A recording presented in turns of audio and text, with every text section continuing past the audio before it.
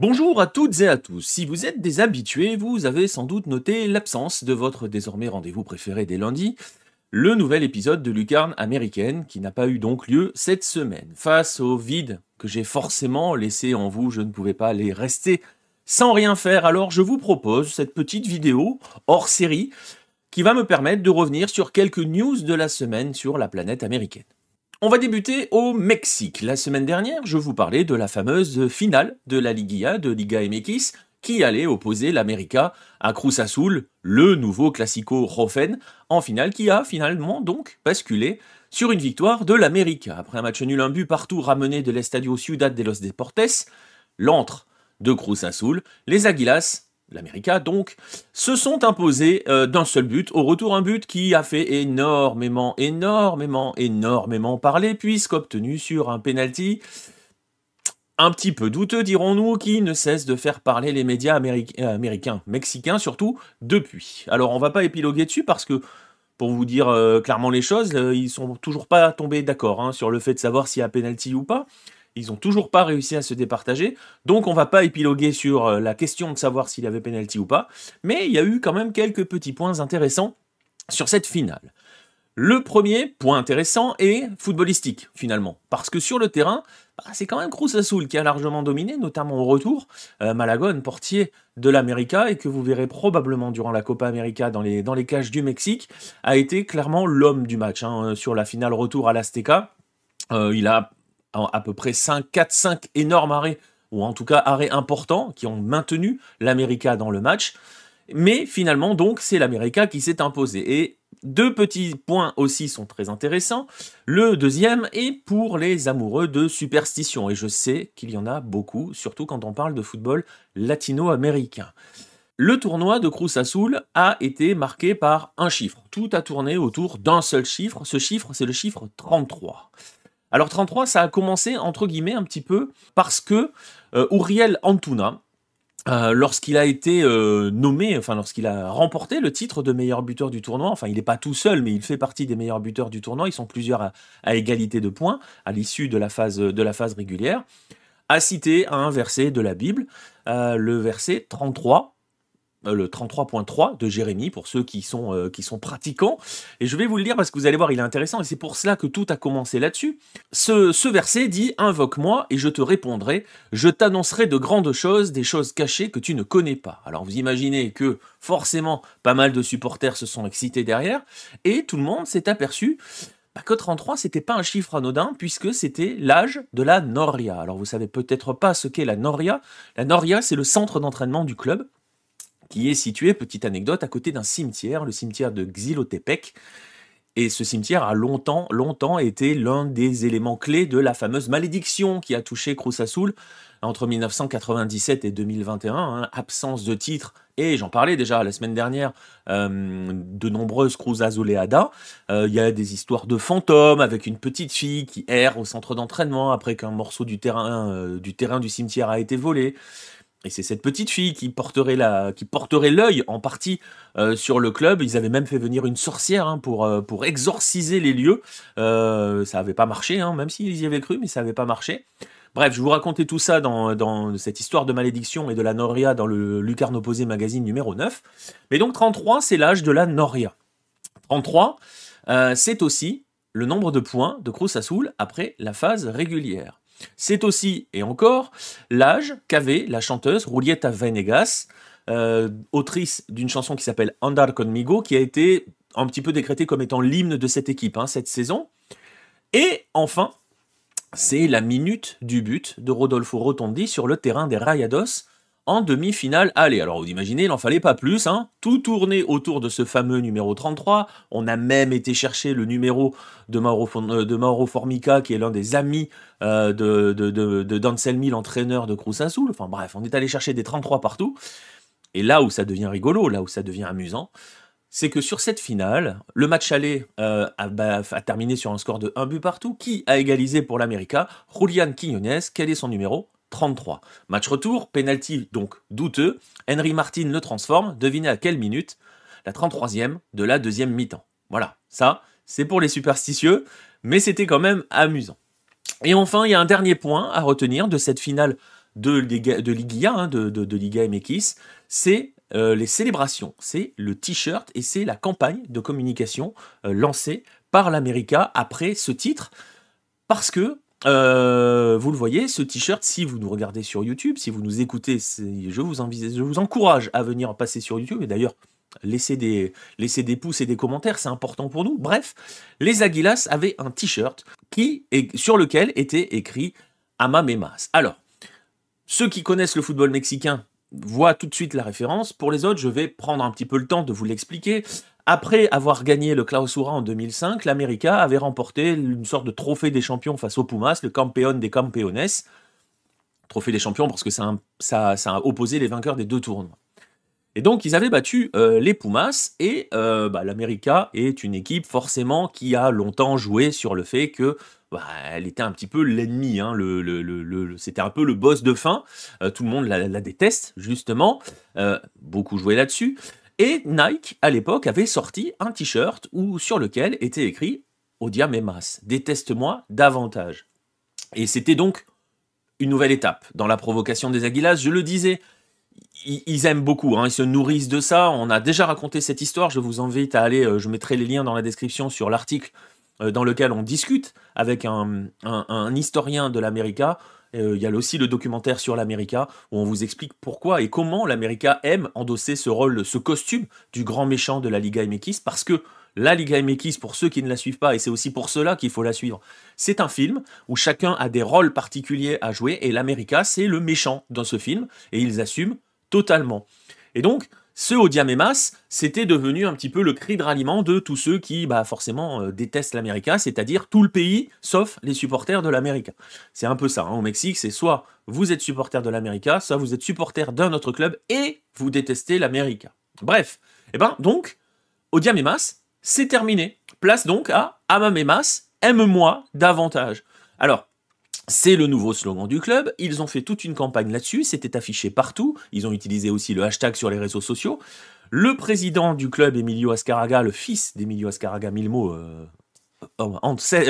grand président de l'América, voilà, c'est son fils Emilio, là, a quand même remercié tous les haters, tous ceux qui sont dans le Odiame más, tous ceux qui sont dans l'anti-américanismo, puisqu'il leur a dit quand même que grâce à eux, au fil des années, leur haine a permis à l'América d'entretenir cette quête de l'excellence, sous-entendu pour continuer, je vais le dire un petit peu crûment, pour continuer à les emmerder. Voilà, c'était un peu l'idée, toujours cette arrogance assumée. Alors là, on nous indique que le Amame más, c'est vraiment le symbole d'une nouvelle ère, on entre dans une nouvelle ère un petit peu plus positive.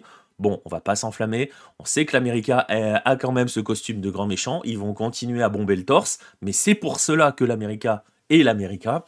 On va quand même rappeler que ça continue de chambrer, parce que l'América a célébré, mais en grande pompe, ce 15e titre, hein, c'est le club le plus titré à l'échelle nationale, mais pendant ce temps-là, Pachuca se prépare à aller jouer la finale de Conca Champions, ira à la Coupe du Monde des clubs, chose que les Águilas ne feront pas. Et donc, ça chambre très fort. Au moment de cet enregistrement, on va passer à la deuxième news. Au moment de cet enregistrement, on est vendredi et on va donc en profiter pour faire un petit point Libertadores et Sudamericana, parce que je n'aurai probablement pas le temps d'écrire des comptes rendus. Vous avez vu que ces dernières semaines, c'est un petit peu compliqué. Donc je me sers généralement de Lucarne américaine pour combler ce vide.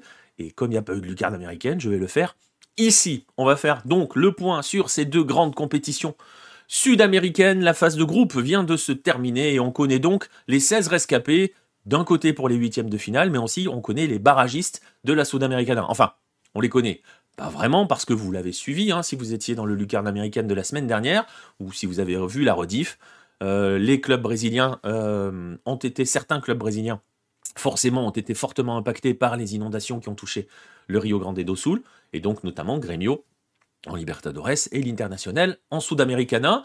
Ils n'ont donc pas joué, il leur reste 2 matchs à jouer, et donc leurs groupes à eux, respectifs, l'un en Libertadores, l'autre en Sudamericana, ne sont pas terminés. Alors, ils sont clairement pas terminés, parce que pour l'instant, Grêmio n'est que 3e de son groupe de Libertadores, et donc pour l'instant est reversé en barrage. Derrière, The Strongest, qui lui est qualifié, c'est sûr, et Grêmio a donc 2 matchs, peut se qualifier s'il bat Huachipato, mais attention, parce que s'il perd au Chili, il sera éliminé de la Libertadores, et ensuite jouera sa qualif pour le barrage face à Estudiantes dans ce groupe. En Sudamericana, l'Inter est lui aussi forcément troisième, hein, parce que 2 matchs de moins, derrière un Belgrano qui est déjà qualifié, et un Delfín qui est deuxième pour l'instant, 3 points devant. L'Inter, donc, sur les 2 derniers matchs qui lui restent, va donc devoir prendre 4 points pour doubler Delfín. Ils vont affronter les Équatoriens. Donc rien n'est fait de ce côté-là, il reste ces 2 incertitudes, mais quand même, bon, on peut faire un petit bilan.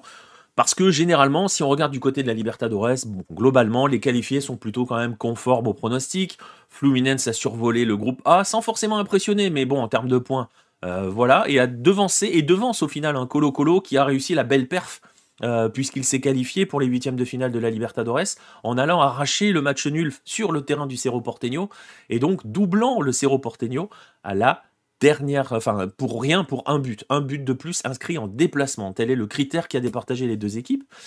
Dans le groupe B, Sao Paulo et Talleres sortent Barcelona, qui lui file en Sudamericana. Je vais y revenir dans un instant. Ça a été très très chaud entre Sao Paulo et Talleres lors du dernier match au Brésil, au Morumbi. Sinon, Junior et Botafogo passent dans leur groupe. Bolívar termine premier du sien. C'est aussi un signe quand même que cette équipe fonctionne en Libertadores. Devant Flamengo, Palmeiras et San Lorenzo, eux, sortent Independiente del Valle. C'est peut-être finalement la première surprise de cette phase de groupe, parce que voir San Lorenzo passer quand on sait à quel point c'est compliqué pour San Lorenzo en ce moment et ces derniers mois de manière générale, c'est peut-être une surprise de les voir sortir Independiente del Valle qui file en Sudamericana. L'Atlético Mineiro et Peñarol survolent leur groupe, ça fait quand même bien plaisir de revoir Peñarol à ce niveau, et on parlait de Peñarol, on va forcément évoquer Nacional, puisque Nacional termine deuxième de son groupe derrière River, les 2 sont qualifiés dans un groupe qui était quand même très très facile. Pour l'instant donc file en Sudamericana, en barrage de Sudamericana, des gros dangers finalement, puisque vous avez les 3 équatoriens, 3 énormes équatoriens, la LDU, Independiente del Valle et Barcelona, aussi le Cerro Porteño, Bragantino ou encore Central et Palestino, il en manque encore puisqu'il y a ce fameux groupe de Grêmio. En Sudamericana, la seule véritable surprise vient finalement de Racing, mais pas celui que vous connaissez peut-être tous, celui de Buenos Aires, mais celui de Montevideo, le Racing uruguayen. Ce club, sans doute quelques-uns d'entre vous le savent aussi, c'était ce fameux club qui avait été racheté par Fernando Cavenaghi et Alejandro Chori Dominguez en 2021, qu'ils ont fait remonter et qu'ils ont emmené jusqu'à la compétition continentale, club qu'ils ont revendu à un groupe nommé Red and Gold. Alors ça vous parlera peut-être, ou pas? Red, c'est pour un club, Gold, c'est pour un autre, c'est un conglomérat formé par le Bayern et le Los Angeles FC pour aller défiscaliser tranquillement en Uruguay. Pour faire progresser le football uruguayen en implantant des ressources et des structures et des infrastructures et des connaissances supérieures. Bref, bon, voilà, hein, vous voyez où je veux en venir. C'est finalement quand même la seule surprise parce que Racing envoie, sort Argentinos, hein, tout simplement. Pour le reste, les gros sont passés, hein, Fortaleza et Boca notamment, qui étaient ensemble dans leur groupe. Attention quand même parce que Boca termine deuxième de son groupe, derrière Fortaleza, et donc va devoir passer par un barrage. Et vous avez vu qu'il y a un casting assez sévère, hein, sur le barrage. Barrage aussi, et c'est peut-être aussi une autre petite surprise, il n'y a pas élimination, mais c'est aussi une surprise, l'Atlético Paranaense, ancien vainqueur de la compétition, qui se retrouve deuxième de son groupe derrière la sensation, Sportivo Ameliano, club paraguayen, qui a terminé sur 4 victoires de rang, et qui donc remporte son groupe. Mais donc je le disais, sinon pas de grande surprise, le Corinthians s'est passé, et le vainqueur 2020, Defensa y Justicia, qui est quand même dans le dur et qui a changé de coach il y a quelques jours, ne sort pas de son groupe et donc confirme sa mauvaise santé. Alors petite curiosité quand même amusante, le tirage des 8e de finale et des barrages aura lieu lundi 3 juin, alors que l'on ne connaît pas les classements de certains groupes, notamment, les groupes de Grêmio et de l'Inter. Pour rappel, les barrages auront lieu les 17 et 24 juillet, c'est-à-dire après la Copa América. Les 8e de finale, eux, auront lieu à partir du 14 août, c'est-à-dire l'année prochaine, pour dire les choses très clairement. Voilà les 2 news qui me paraissaient importantes sur la planète américaine. Je vais vous rappeler quand même qu'il y a un rendez-vous important, si vous avez la possibilité de veiller, c'est samedi, dans la nuit de samedi à dimanche, vers 3h du matin, la finale de Conca Champions entre l'imbattable, Pachuca, 5 finales, 5 victoires, et le débutant à ce stade, le Columbus Crew, le Columbus Crew de Wilfried Nancy, finale de Conca Champions qui se joue au Mexique, et donc Pachuca est largement favori à l'heure de débuter ce match, mais attention, parce qu'on a vu que le Crew savait voyager en terre aztèque. On termine par deux autres informations qui concernent plus particulièrement Lucarne Opposé et les semaines à venir. Alors j'ai déjà évoqué ce qu'il allait se passer durant la Copa América, où on va s'adapter, on va changer la façon de faire. On en reparlera, on aura forcément le temps d'en reparler, mais déjà, à partir de lundi, ce lundi, il n'y aura forcément pas de lucarne américaine, je l'avais déjà peut-être un petit peu précisé, mais je le rappelle, parce que nous serons présents à la 50e édition du tournoi Maurice Révélo. C'est la 3e année que l'on y va de cette manière-là, c'est-à-dire un petit peu en force. Nous sommes, Lucarne Opposé et partenaire du tournoi, remet un trophée à l'issue de la compétition aux meilleurs joueurs non européens. Cette année, il y a deux groupes pour la 50e édition. C'est l'anniversaire, c'est l'anniversaire des 50 ans. Il y a 4 Asiatiques, pour en tout cas ce qui concerne la planète Lucarne Opposé. L'Arabie Saoudite, la Corée du Sud, le Japon et l'Indonésie qui a remplacé au pied levé l'Égypte qui s'est désistée, et 2 Américains de classique, dont le vainqueur, Panama et Mexique sont ces 2 Américains. Vous le notez, pas de Sud-Américains.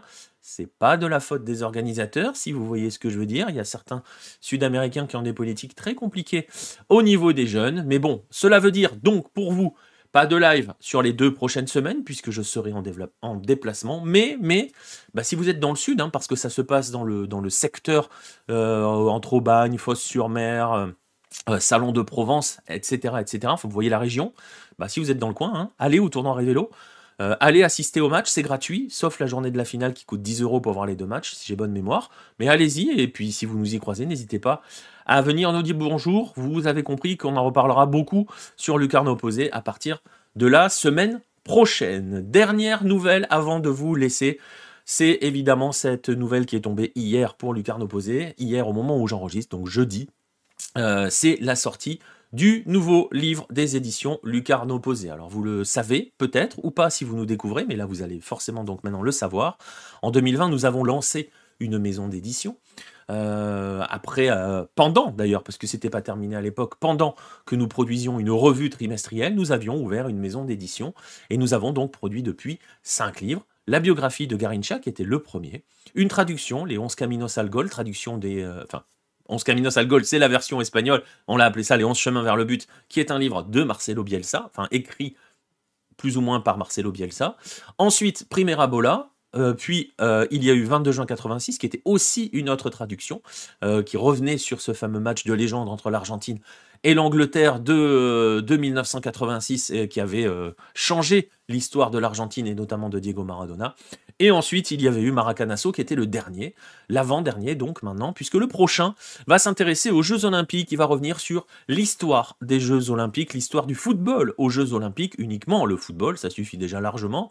Vous allez voir qu'il y a beaucoup de choses à dire, un livre qui fait pratiquement 400 pages, qui a pour objectif de retracer toute l'histoire des Jeux, de vous raconter édition par édition ce qu'il s'y est passé de notable, ce qu'il s'y est passé sur le terrain, mais aussi en dehors, parce que ça vous permettra de voir que l'histoire du football aux Jeux Olympiques, je sais que certains veulent enlever le foot des JO parce qu'il n'y aurait soi-disant pas sa place, vous verrez que le football, il y a plus que sa place, et vous verrez que le football olympique a eu une influence immense sur le développement du football et notamment la création des Coupes du Monde. On revient donc forcément là-dessus et vous trouverez aussi dans ce livre l'ensemble, tous les résultats, tous les buteurs.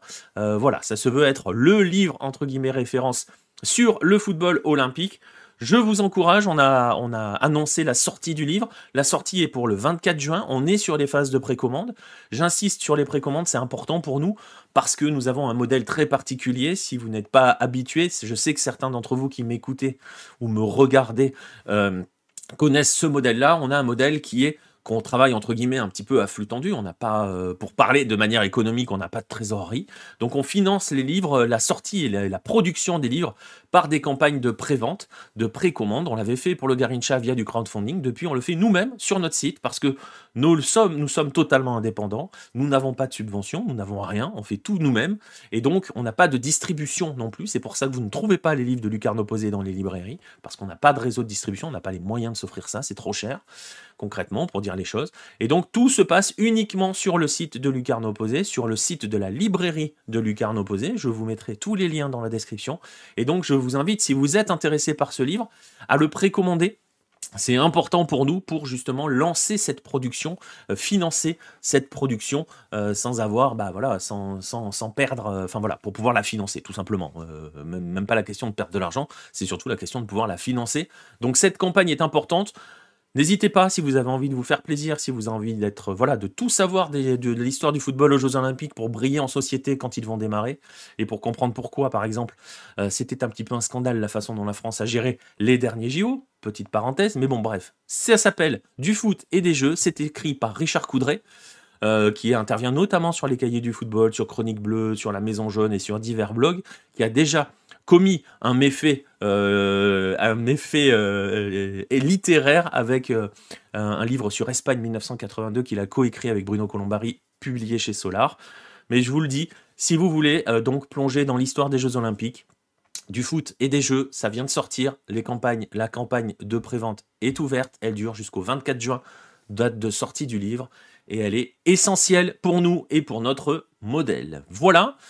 On en reste là pour cette semaine de news. Vous voyez, on a déjà quand même mis une bonne vingtaine de minutes, donc on est bien. Mais c'était important pour moi aussi de revenir sur ces news-là parce que, je le disais, les prochaines semaines vont être agitées. Les 15 prochains jours, il n'y aura probablement... Enfin, il n'y aura pas de live, ça c'est sûr. Mais ça sera très difficile d'enregistrer quoi que ce soit, donc il n'y aura probablement rien non plus. Du 3 au 16 juin, je crois que j'ai pas donné les dates, on sera au Révélo, donc, et ensuite, on commencera à basculer tranquillement vers la Copa América, qu'on suivra, évidemment, avec grande attention sur Lucarne Opposée. D'ici là, regardez bien du football, il y en a beaucoup, il y a encore beaucoup de choses à voir, il y a justement cette Copa América à préparer, et on se retrouve sur Lucarne Opposée pour le suivi du Révélo et des autres compétitions de la planète Hello qui, elles, ne s'arrêtent pas pendant ce temps-là, et après, pour la Copa América. Salut à tous.